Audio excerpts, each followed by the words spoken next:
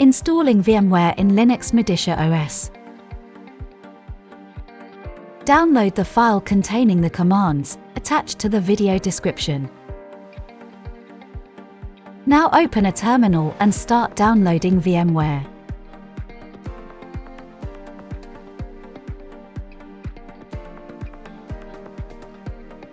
Now let's move the program to the opt folder.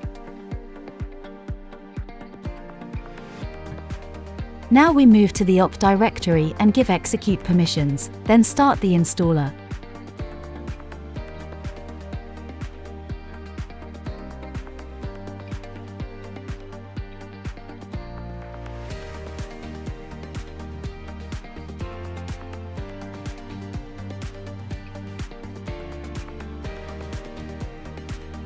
Now we will have the link to VMware in the distribution menus.